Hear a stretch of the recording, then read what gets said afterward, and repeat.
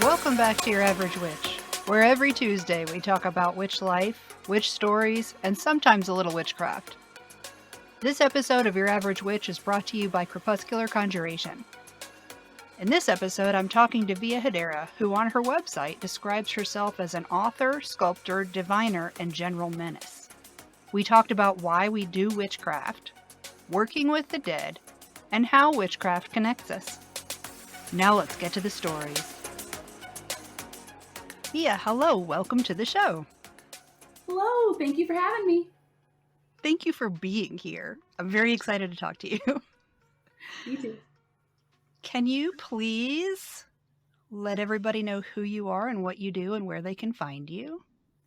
Good afternoon, everybody. My name is Via Hedera. I am a Seattle-based animist, occultist, folklore researcher, sculptor, author, and hellspawn. My pronouns are she and her, and you can follow me on Instagram, Facebook, or at viahedera.com. I am speaking to you from the occupied Duwamish territory, specifically from the Duwamish River waterway where I live, and I honor the Coast Salish people, their sovereignty, and their commitment to the restoration of this land, their culture, and the identity of this place, as well as the bones that rest here. I like the way you said that. Thank you. It's the realest I could make it. Now, what does it mean to you when you call yourself a witch? I love this question, actually, because it can change a little bit depending on what time of the year you're asking me. But in general, when I say that I'm a witch, I mean that I am a morally ambiguous practitioner of magic and the occult. I feel no particular allegiance to any doctrine or methodology, save those that I find like the most self-serving, which to me sort of sets the witch apart from any other practitioner, is that we have the nebulousness and the ambiguity and the latitude to be self-determining. And I think that's sort of what our nature is simply by the virtue of being, quote, like an other or a rebel or an outcast. We're a person of mystery. We're just a person of radical independence. So when I say witch, I mean that that's how I view my practice of magic, is somebody who answers solely and only to myself. In a magical That's one of my favorite things about people's definitions generally, is they're like, don't tell me what to do. Basically, and I admit I consider a witch to be a self-serving character. I believe that, magical practitioners of all kinds, we're very different, and healers often serve the community or they work for others. Lots of spiritual leaders serve their community, but I think a witch is set apart because she's a fringe item, or he is a fringe item. They are a fringe item. They serve themselves. They serve whatever their pact or their spirit or their mastery was. And it could be anything. A witch could be anybody. They could be the person next to you. They could be someone who's undiscovered yet. It's pretty awesome to me because the witch is the most independent form of spirituality I can think of. It's the ultimate think for yourself spirituality. Ooh. Somebody needs to t-shirt that. I need to note that. Note to self. Yes. Trademark. TM. Copywritten. So yeah, I'd say I very much consider myself a witch. I am not a healer. I am not a cunning woman. I am not a charmer. I'm not a conjure doctor. I don't pursue earnings from anything I do magically. I do for my art, but not for my magic. I kind of consider myself a tamperer, and I trade in curiosity. So that's what I'm. That's another good t-shirt one. I'm a tamperer who trades in curiosity. There's something a little sexy about that. I'm also adding that to the list. Now, would you say you have a family history with witchcraft or a magical practice? Do you have any stories from childhood where your family might not say, oh yeah, we're a bunch of witches, but they are out lighting candles for luck or whatever? Oh, they would easily admit that they practice magic or that their religions involve magical practice. Most of my family members, I'd say, they wouldn't consider it witchcraft because much like me, they define a witch as morally ambiguous and untethered to a specific dogma or organized religion for the most part. They see witchcraft as being sort of set apart from that. So their magic, which can vary from Catholic folk magic to Santeria to everything in between. I have a lot of practitioners within the family, and it was a very standard routine way of living for me. So I wasn't really all that aware that other households weren't like that. I thought everybody was as superstitious and had as many rituals as my giant crazy family did, but I didn't I didn't realize that was kind of just us. We were so multi-ethnic, so multi-religious, but so superstitious on every side that no matter where I went, they had their own sense of how things needed to be done to appease the dead or appease the living or everything in between. And so that was completely normalized to me. I remember being really weirded out going into people's houses and not seeing specific charms or specific saints or soperas on people's altars. I remember finding it weird that I would go into people's houses when I moved to Washington and they didn't put pennies above their door to bring in the luck, or they had never heard of rubbing eggs on your stomach and breaking them behind your head when your tummy hurts. And I thought everybody's tia did that, but no, it was my tia. Rest her soul. But so to me, magic was very normalized because the dead and belief that the dead were still with us was completely normalized pretty much on all sides of my family. So while we did have a few aunties who would probably call themselves witches in impolite company, outwardly they'll say anything to avoid being labeled a witch, even though that's exactly what they're doing. And I've seen their voodoo dolls, so I don't know why they're playing. We all know they're doing it. I don't know why some of the women in the family act like they're not stabbing dolls, but we know they're doing it. I've seen it. Hey, I admit to it. I wish my family had done something to honor or respect or anything for the dead, because I have a huge fear of dead human beings and dying. Really? So that might have normalized it a little bit. It happens. I mean, my sister, she's fairly uncomfortable with death, and she was raised just like me. We're only a year and 11 months apart. And she doesn't love the end of that spectrum of death, but she, much like me, was raised where, I mean, it doesn't really matter if you're afraid or not. You have to honor them, or else, you don't want your grandma from the other side getting pissed at you, and then you get bad dreams, and I was raised in the belief that our ancestors, our grandmas especially, are constantly watching and scrutinizing us from the other side. So if you didn't leave them out the plate at Christmas, and if you don't do the specific rituals and keep, one of the perfumes on your altar, you're going to hurt grandma's feelings, and you're going to get haunted, and nobody wants that. So, it's more about just making grandma and the ancestors happy for some of the others. But for me, it got a lot deeper. I was like, oh, you guys are really useful on the other side. That's cool. We can work this out. But I'd say even in my family, there are people who very much fear the dead, which is why they are very careful to honor them. And then there are people like me who, scare me, give me nightmares, freak me out. That's fun. I love scary movies for a reason. I love when the spirits show up and are just, boom. That's pretty rad. So for me, I'm like, sure, feed the dead, let them in. My sister's like, oh, great, yay. Yeah, what you said just horrified me. Sorry. Yeah, everybody's got their vices. Well, what is your practice like? Do you have anything that you do every day, or maybe not daily, but consistently? I do. My tradition keeps a very consistent sort of passage of hours or book of hours, which is the observation of specific holy days throughout each month of the whole year. So other than observing like the Sabbats or Hecate's supper on the new moon, within our tradition, there's like an occasion for everything. There's an occasion to celebrate the burning of the evergreens, which is today. And then there's Epiphany, for us, it's the Feast of Mother Apple tomorrow. I'm very consistent. And I think of all the things I do, that's the most consistent in my spiritual practice is I am very observant of my Friday dedications to Venus.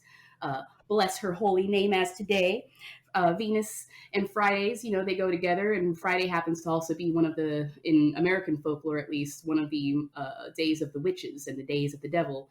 And it also happens to correspond with Venus, glittering, beautiful star Venus. And I'm very observant of that. And I think people who follow me on Instagram will see that regularly. Every few Fridays, I'll post my altar or my shrine room about her, because that's a pretty important facet. I'm very tuned into that aspect of my spirituality and very dedicated to Venus as the star of witches. So I'd say that's probably my most consistent, is I'm very strict about observing Venus on Friday. I forgot it was Friday. I know, right? I mean, in that way, there are other things that I remembered, but I forgot that part of it. I actually do a couple things on Fridays, but I forgot. But it's not over yet. I'm fine. It's still good. Yeah, you still got you, homies. Yeah, it's only 1:00 here in Seattle, so there's at least 2 hours of daylight left for things to get done. How would you say witchcraft has changed your life?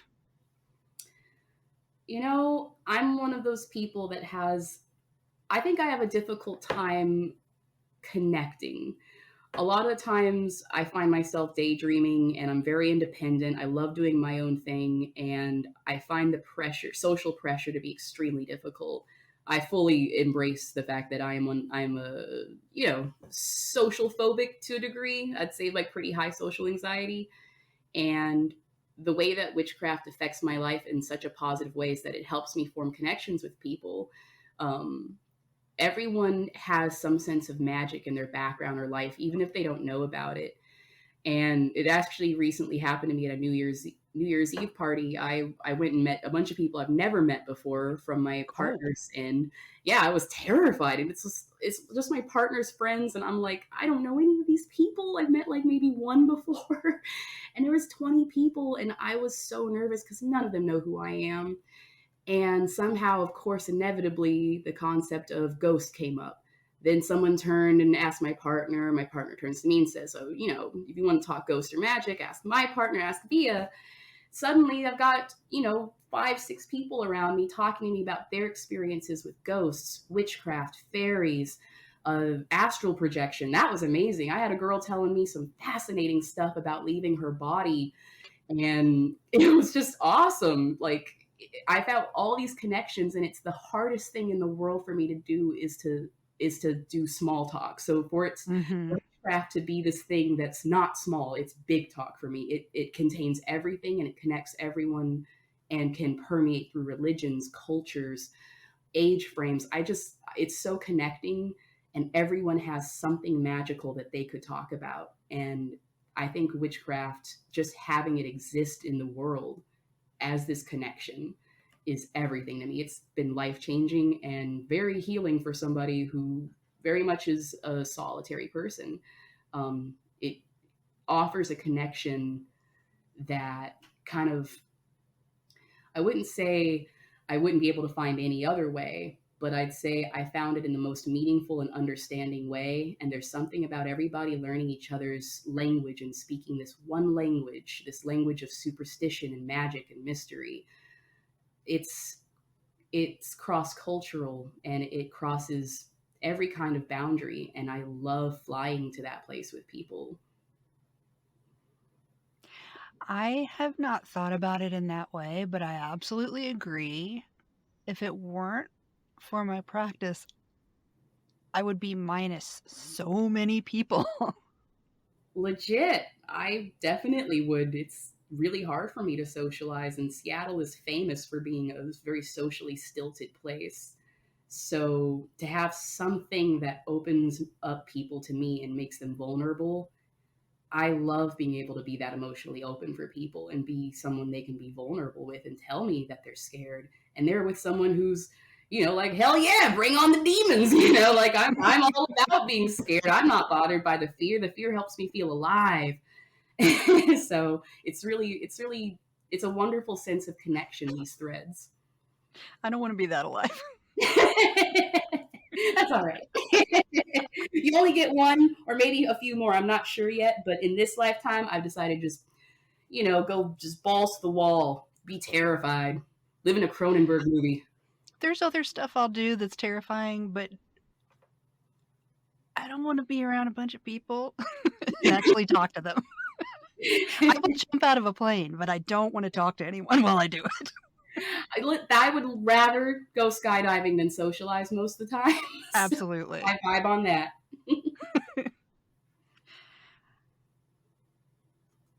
Well, what is the biggest motivator in your practice? Is it the connection or is it something else? Oh, I'm going to be real with you. My biggest motivator is vanity and self-interest. I mean, why else would I be doing magic if not to serve my own interests? I do not know. Honestly, I feel like that's like the default reason a lot of people get to witchcraft, and they feel it's too crass to say that, but I'm not too... Because we want stuff. Right, I want shit. I'm a dink who practices traditional witchcraft, so I feel no shame in saying that I do what I do to serve myself and, live deliciously. Yes. So that's the motivator is I want to eat butter and wear pretty dresses and dance naked with hot chicks in the forest. That's all I've ever wanted. Naked with butter. Yes. Goats. That's what I'm talking about. So my biggest motivator is just the curiosity, the fun, the getting things, the incredible sense of achievement I feel when I walk out of a ritual feeling like the sexiest chick in the world, or just the incredible dynamic feeling in your body, like any of it. I am here for the thrills. Would you say that your motivation has changed since you first started out? No, I was always a vain child. I was always a vain and self-serving child. I was the middle child and very independent and very alone. So I was like, you know what I'm going to do? I'm going to get mine. I'm going to have no kids. I'm going to get a high-end finance job. I'm going to become a traditional witch, and I'm going to rule the world. And I feel like I'm about 2% there, so we're climbing. That all sounds great, though, really. Oh, yeah. It's working for me. What would you say is your biggest struggle? I'm lazy. Oh, I'm so lazy, and I have a lot of vices. Are we related? We could be. We could be. I mean, I am lazy. I got vices. I really like TV. TV's gotten so good. Oh, man. And then there's just, I live near a lot of restaurants. And I was going to say mine is fast food. Yep. Yes. I live in South Park, Seattle, which is just covered in delicious food. And I'm like, why did I get a house 2 blocks from the best burger joint in the city? Because now they know me by name. Now they know my order by name. Oh, that's so sad. I walk past it and they wave like, "Are you ready?" I approve of that. I mean, I admit I have a lot of vices. I love wine. I love to watch TV so much. Project Runway, drink the wine, eat the steak, and then I look up and I go, "Yeah, I probably should have completed that ritual. There is definitely some sort of full moon today." Oh, well, there's always next month. Oh my gosh. Yes, that. So I'd say that's absolutely. I'm real lazy. And then on the other hand, I spend the first 8 hours of my day working again in a high stress finance sector job in higher ed. So if I'm not crunching budgets and allocations, then I'm drinking the wine and eating the food and watching the Project Runway. And then somewhere in between that, I squeeze witchcraft in. But I like to think all of it's witchcraft. Food is very magical. And math is definitely some kind of fucking witchcraft. I think that's the highest level of occultism I have achieved. I have read the Ars Goetia. I have read some fascinating literature. I've read the Greek magical papyri.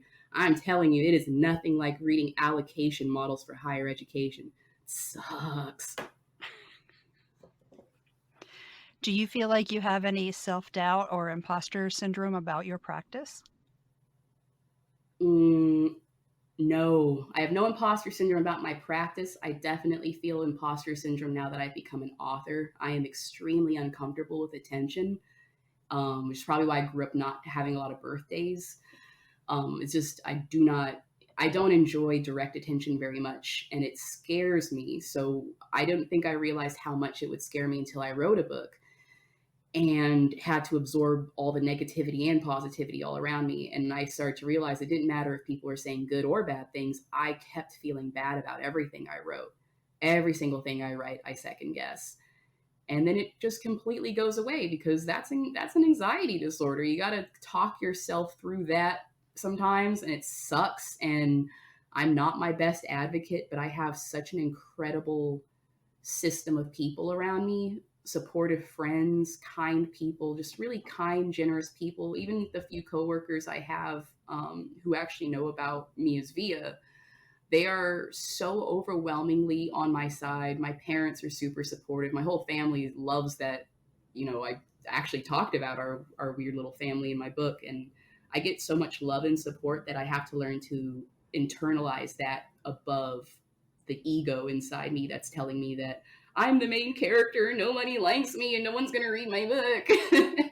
I have to like actively remind myself that I am a person. Life is short. You are loved. That's all it comes down to. So it sounds like you're saying you ask for community for help to Yeah. solve And it. That's awesome. even, I don't even ask. People offer support. And I love that. I love that we live in a world so kind and gentle sometimes that the people will look around them and really give of themselves and give of their emotions and be open-minded and kind. So to have the community reach out to me, to have people reach out to me and say, hey, I believe in you, have you ever thought of pushing forward with this? Just that kind of love just reminds me of everything powerful about magic, which is connection. I love us. Yay. What would you say brings you the most joy in your practice? Getting my way. Yeah. I mean, getting my way. That's what I enjoy. You know what the part I like? The part where I got mine. That's me, and I loved it. I like you so much. I'm glad. I like frankness. I try to be. I prefer direct. Me too, because everything else is confusing and I can't deal with it.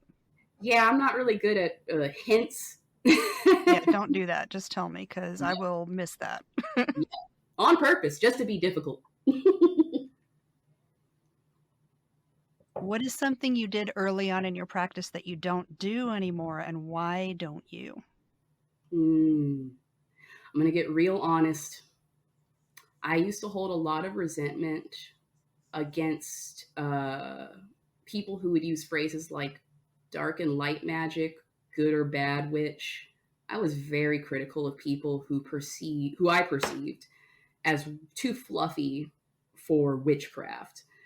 I held a lot of resentment against people coming out of the woodwork making claims about witchcraft being an inherently this is an inherently nature-based, peace-loving spirituality, when that's not the definition of witchcraft around the world. That's not even the definition of witchcraft on an anthropological sense or by historical standards or most cultural standards. So growing up and hearing people sort of whitewash witchcraft and sort of neuter it and sterilize it down to, unicorns and crystals kind of used to really bother me coming up, because I felt like it was taking away from everything that I grew up with, which was witchcraft having grit, having blood, having spit, having twine, having angry thoughts and loving words and long looks. And it was sort of changing magic and witchcraft itself into something that would be palatable and suitable for Western Christian religions or for Western organized religious mindsets. And I feel very strange about people neutering witchcraft into something that can be palatable to the standards of people that we should not be trying to impress in the first place. We should not be trying to impress their God. We should not be trying to impress people who believe in ultimate judgment in the afterlife. We shouldn't be catering around our magic and our practice and our ability to source from different places and different energies in this world. We shouldn't have to cap that so that other people in the world feel less threatened by who we are. Witchcraft exists as rebellion. It exists as a reaction.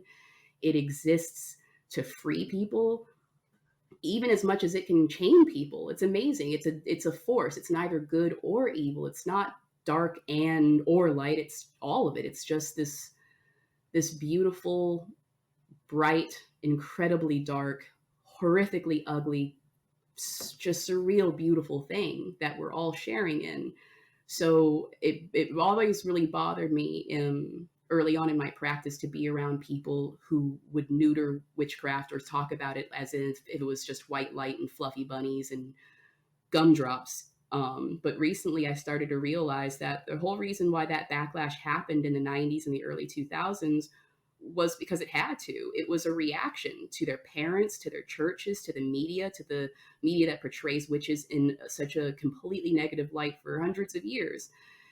It was a reaction that had to happen and had to open conversations. And I grew to really understand and appreciate people who took a very gentle, kind, what I would have called fluffy view of witchcraft, because it taught me not only to, shut my mouth up and tolerate other people, but also understand that they're trying to represent the spectrum of witchcraft that is glowing and bright and sparkly. And it's still real. It's very different from mine, but I understand what they're pushing for. I understand why people have reactions. And I think that's just, I didn't realize how much of a witchcraft moment that was. It was a reaction, and that's what witchcraft is. It's reacting to things. And I grew to really appreciate that. So I would say the first thing I did in my practice that I no longer do is be kind of an asshole to people I perceived as diminishing what I do. And now I've learned how to just kind of love and appreciate everything I see in witchcraft, because it's got some sort of truth in there, and I can appreciate that for anybody. That reminds me of a conversation I had with my husband recently. Yeah, tell me about it. I make jewelry, and I've been looking around local shops to see where it would fit. And they're so beautiful and well lit and like minimalist, and they're gorgeous, and they have nice incense, and it's bright and white, and my stuff is gritty and dirty, and I just need to find a dirtier shop. Yeah, I mean, it's not exactly what you were talking about, but that's what it reminded me of. I mean, legit. A tiny shop to sell my stuff in. Yeah, there were shops I would avoid because I was like, well, but where's the skulls, man? Like, Yeah, where are all the bones? like, I love the patchouli, but where's the eye of newt? Come on, where's my eye of newt? You got wing of bat, wing of bat. Where are the spider webs? Right? Thank you. Where's the fine, thick layer of dust on every single apothecary jar? Yes. Yeah. So I think that's something I'm really glad I learned to get past, was to just accept that my witchcraft and all of witchcraft are not the same thing. That's the whole point. It could be anything. I don't know. I don't have the answers. I like that. That's a good change for a person to make. I agree. I'm trying to be less of an asshole. I'm much less assholey. Well, maybe it's just in different ways than 25 years ago. Yeah, I'm still probably an asshole. yeah, I'm definitely still an asshole. It's just I've redirected it somewhere else. I'm not sure where. I'm sure I'll find out someday. To the right. You're directing it to the right. Early towards the right. What would you say? Do you have a favorite tool, even if it's not something like a physical object? Definitely. My favorite tool at this time is my red wool. Yarn and thread magic, knotwork have always been a huge part of my practice. But recently I've begun spinning my own red wool for knotworking, and I love it. I use a drop spindle, and it's just so great. It's been 28 years since I did my own spinning. So spinning my own wool into red thread has been just, it's an amazing tool, and it's been a lot of the work I've been using recently. I love when we're able to create the materials to do what we do to that extent. Yes. I love it. It gives me such a sense of peace and power and control, which if listeners haven't figured out, I'm really into those. But I love it. The connection it gives me to the fates and to fate itself, and to just the putting myself into my own body, really focusing on what my fingers can do on twirling the spindle and pulling the threads. It's just, there's such a ritual to it. There's so much magic to it. It's been the most powerful tool in my arsenal for at least the last year or so. It sounds really meditative. Very. So peaceable. I'm hacking out. This is, again, tangential. Yeah. I'm hacking out a path. I live in Arizona, and I'm hacking out a path in our yard so I can walk. And it feels, I feel like it's probably a similar feeling. Yeah, yeah, it's like a focus, but isn't there that steady success as you see how far you've come that just Yes. so satisfying? Yes. Yeah, light at It's the end great. of the Can you pick out one decision you've made that changed the direction of your life? And if so, can you tell us what it is? Boundaries, people, boundaries. I made the decision to start putting up very strict boundaries in how I allow myself to be treated by others. And I think that is one of the hardest magical rituals to figure out and achieve is how to reshape yourself into something stronger. That is so difficult. You wait for time and pressure to make you into that, but sometimes it takes just the most painful amount of effort and energy on your part. It takes daily, methodical rituals to figure out how to not get bullied. And I did not grow up knowing how to assert boundaries. I was the middle child and a caretaker. So my job was to get told what to do and eat when I get told to eat and speak when spoken to. So when I finally grew up, I always told myself, when I grow up, I'm going to get money and I'm going to abandon everyone who ever pissed me off. And I did it successfully. And I was really happy about that. And I think that's kind of shocks people when they hear someone say it in a completely casual, non-regretful tone, that they're like, oh yeah, no, I cut off a parent and was like, bye, bro. Like, More people need to do it. yeah, I'm not into living a toxic life, and I don't understand the necessity for keeping abusive relationships that aren't going to. There's nothing I can do with this. Like, there's relationships I've been in with people where I can tell that this is toxic and manipulative, and we're going to need to go get therapy and get help and get some way to like actually figure out how to get healthy. And then there are people who just like to hurt other people because they think it's funny. And unfortunately, I grew up around a lot of adults who did think it was very funny to be very harmful to children simply because what's a kid going to do? And I told myself, when I get old enough, I'm going to tell off every single adult who ever pissed me off. And I'm going to tell them just how much of an asshole they are, right? When I'm articulate enough, because at 8, you're not that articulate, but at 28, at 28, you're a lot more articulate.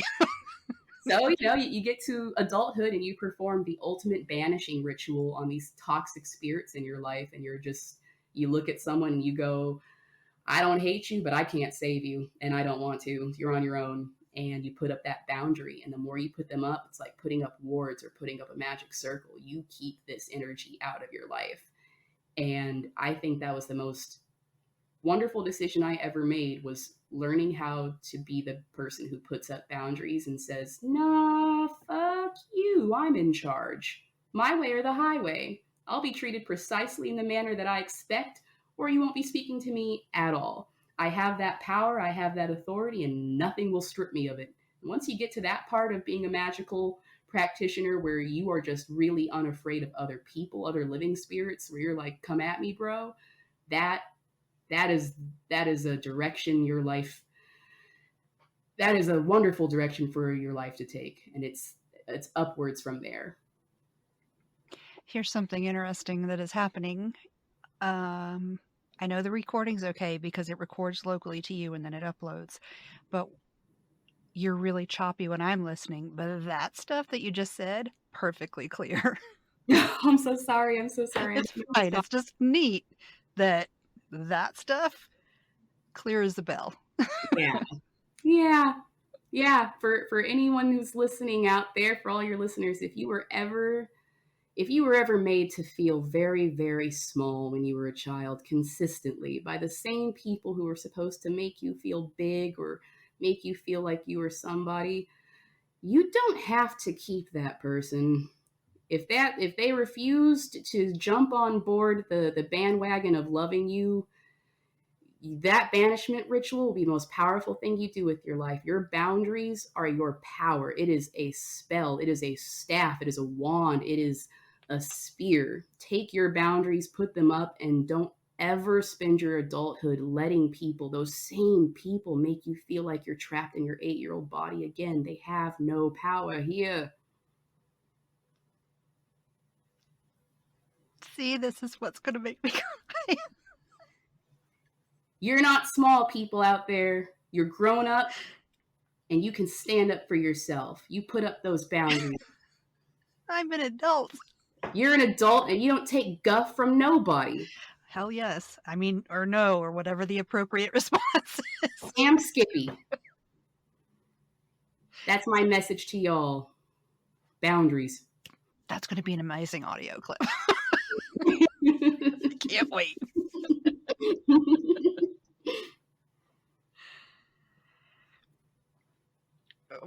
Well, now I'm even more interested to hear the answer to this question. How do you pull yourself out of a magical slump?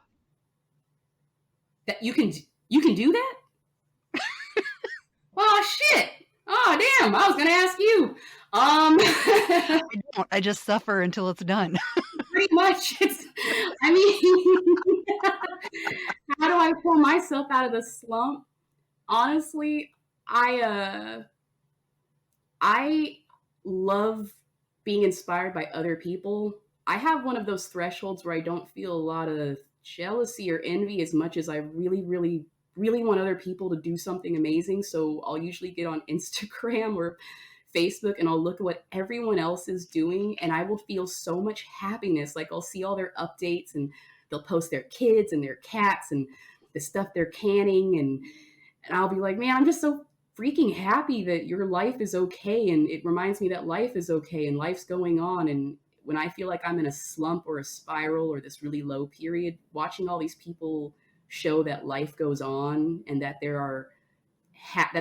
that people source happiness in this world and just feeling happy for them, it pulls me out. I think that's the best advice I can give to someone about pulling yourself out of the slump is start having gratitude for what other people have and the happiness they have in their lives. And you will find so much willpower to like join them and to find some happy place to be. That's so good. Oh, be happy for other people, folks. We need it. That's such a neat way to look at, because I was thinking community as well, but I was like, tell me how good I am, you guys, because I feel like I suck. And they do. But being thankful for their shit did not occur to me. That's awesome. I'm going to borrow that. Please do. What is something you wish was discussed more in the witch community? The need we have for more philanthropy in the name of our gods and our spirits. I want to see more fundraisers and events dedicated to generating money for the welfare of causes closest to our communities and our beliefs, our deities and what they represent. In my case, over the next year or two, I've been drafting out a plan with some local practitioners, and I'd like to work more towards the effort for I suppose efforts for children, children's health care, children's safety in honor of Hecate. And I really wish I could drum up more support in that in local practitioners. It's something I really wish I saw more in the community is us.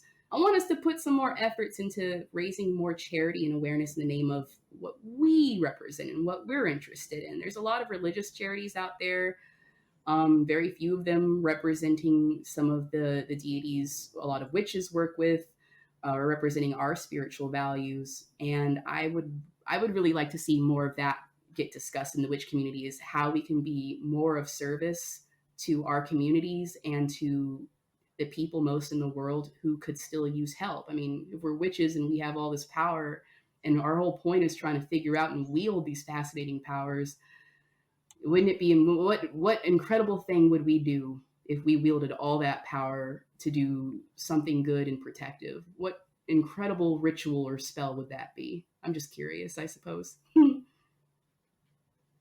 That does not even occur to me. So I'm glad you said it. What do you mean? It's the beginning of the year. Now maybe I can find something like that to do. I actually thought of something as you were talking. I'm doing it. do it. I'm in. You tell me about it. I mean, I'm really far away. Seattle, Arizona is a 4 or 5 hour flight. But I am interested in any support I can give. That's cool.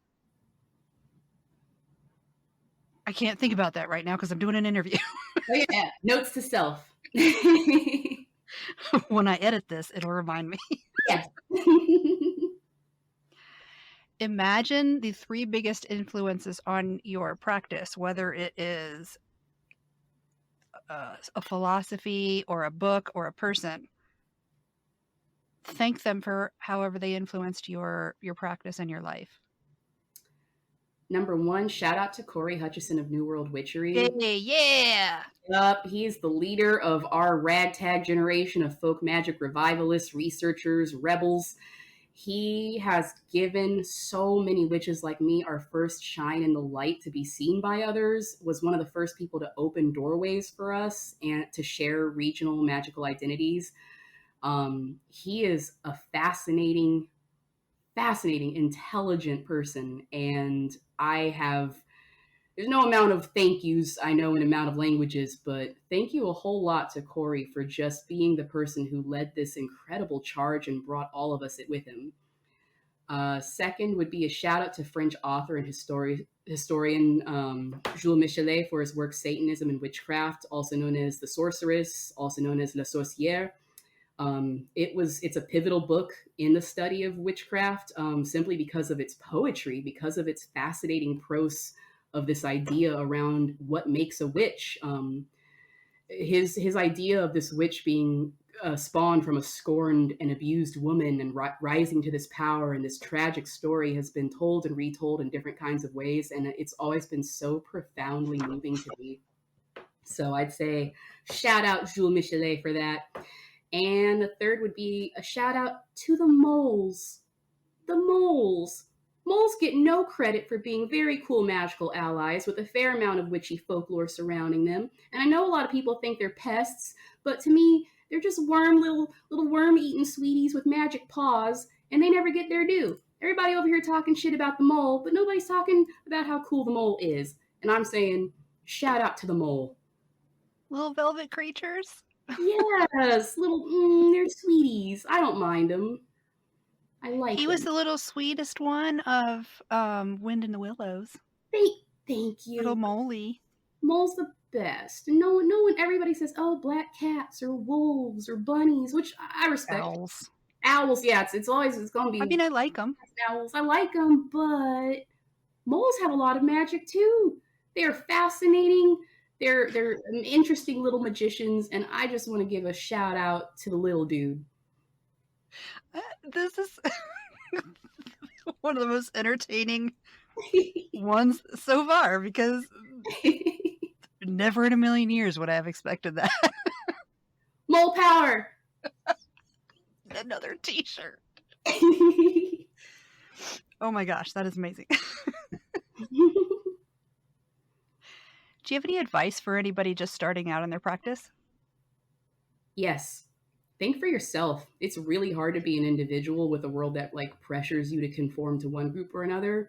And there are so many incredible things out there. This world is full of art and images and color and shape, and you have a world in which you can carve a niche for yourself with your own identity, being exactly who you are.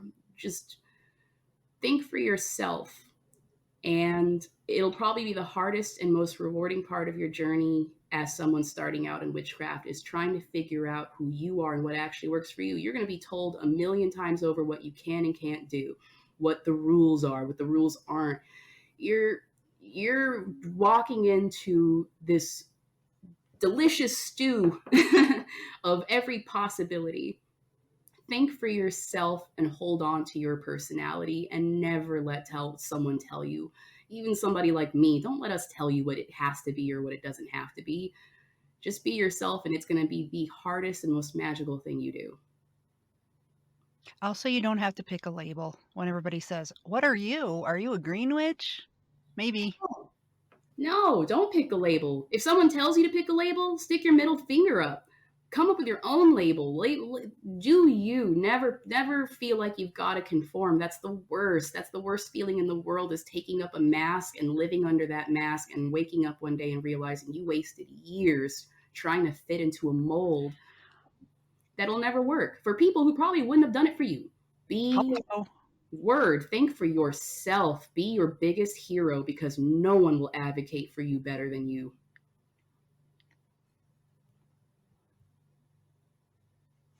So you see how these questions go, and you've answered them, and they're delightful. Your answers are. Who do you think would be interesting to have on the show and answer these questions? Rebecca Bayer of Blood and Spice Bush. She's amazing. That's such a good name. She is so cool. She's amazing, and I love everything she does, and she's pretty and she's nice, and her book Wild Witchcraft is such a pleasure to read. I would be fascinated to hear an interview here with you. I would love to hear her answer these questions. Rebecca is a wonderful human being. Added to the list. Shout out Blood and Spice Bush. I love you. Is there anything else you want to bring up, or did you have any questions for me? Shameless promotion. Well, folks, keep your eye on me on Instagram, because me and my illustrator have begun the process of producing merchandise like enamels and totes based on the art featured on my Instagram and on my website. And also keep out, because I have 2 essays featured in the Llewellyn Almanac and the Llewellyn Calendar for 2024 about blackberry spirits and rabbit witches, respectively.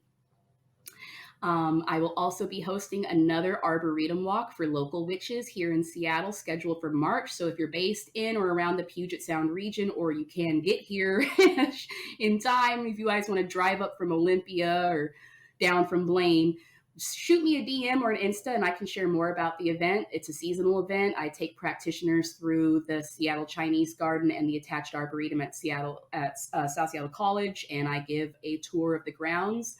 I've been affiliated with the grounds for almost 20 years, so it's a really fun walk. We all have a lot of fun, and we get to rent a classroom and sit down and talk for a little while, and the last one was a great success. So please DM me if you're interested. Ruth, she's talking to you. Talking to you, Ruth. Ruth. That sounds freaking badass. It's really fun. We had a great time.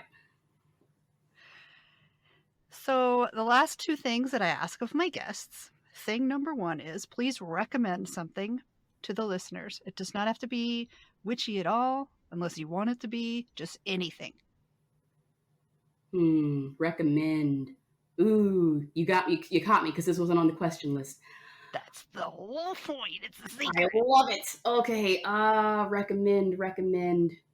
Honestly, folks, if the Astra Lumina light exhibit comes to a town near you, I strongly urge you to go. It just came to Seattle, to the Chinese Garden. It's a night walk through an art installation of lights. And that's an oversimplification in the worst degree. It is very glib. It is fascinating. It is stunning. I walked through a field of glowing flowers. There was a galaxy projected into the forest around us. There's hundreds of us there. It was fascinating. There was moons, like 100 glowing, different colored moons all through this walkway.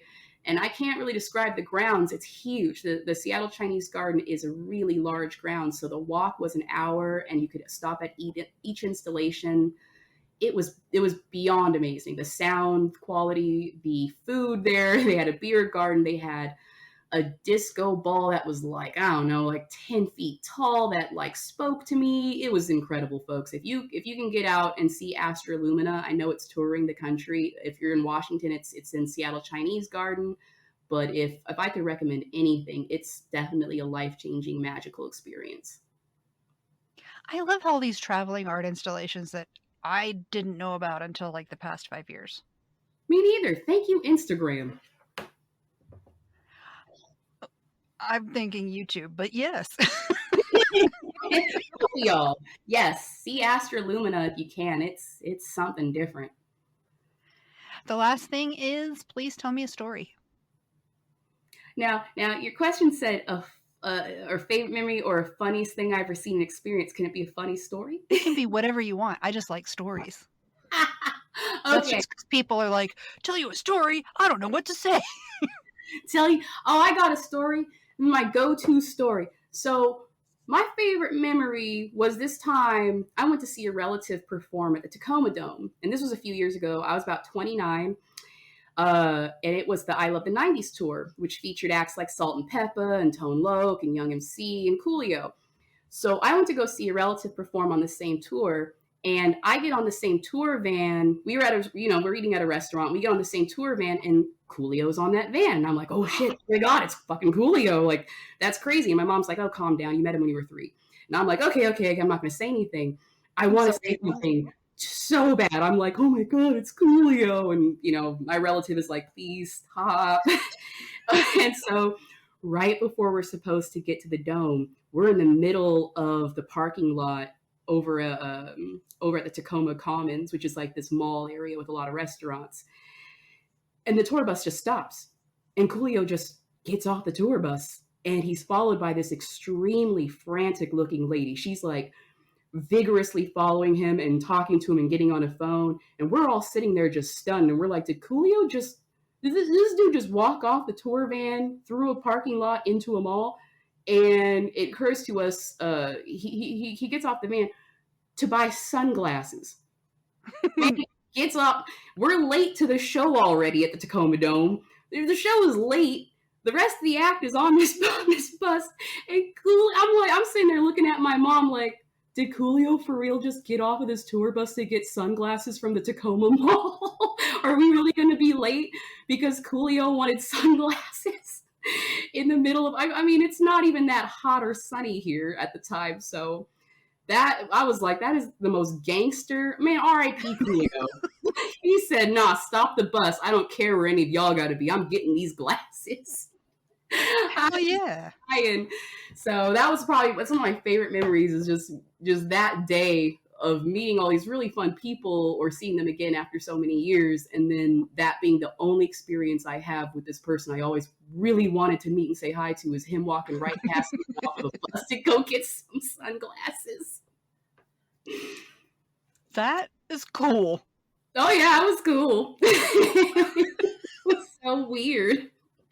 And they looked great. They were very good glasses. He did wear them during the show. Oh, good. He seemed happy, so R.I.P. Coolio.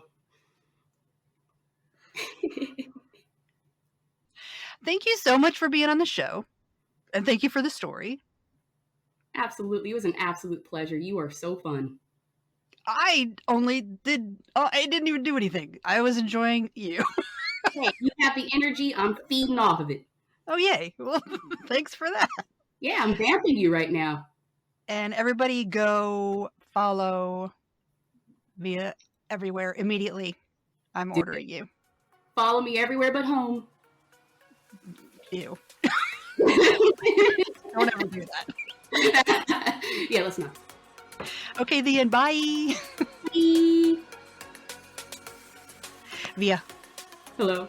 Welcome to Hive House. Hey, I'm happy to be here. I'm happy to have you, and I know everybody else is. What is your favorite quote? Don't sweat the petty things and don't pet the sweaty things. George Carlin. Oh. Yeah. Okay, I'm gonna pull a card. John the card, Neville Longbottom, and the Xenomorph Queen. We grab weed, wine, a lighter, a shiv, and enough dynamite to level a mountain. That's okay. Yes, that's it. Me, Picard, Neville Longbottom, Xenomorph Queen, high as hell, drunk as hell, lighter, shiv, dynamite, boom. To hear more of the members only episode, head over to crepuscularconjuration.com. The monthly magic tier will give you access to the monthly magic Marco Polo group, the private Facebook group, and access to the written monthly spells. There's also Crepuscular Conjurations, giving you bonus podcast episodes, coloring pages, guided meditations, spell crafting videos, printable downloads, and more. The free Witchy Wonderment level will give you a little sample of everything I just mentioned. You can also visit my shop, Clever Kim's Curios, to get spell boxes one at a time or by monthly subscription, intentional handcrafted jewelry that I make especially for witches, and handmade altar tools.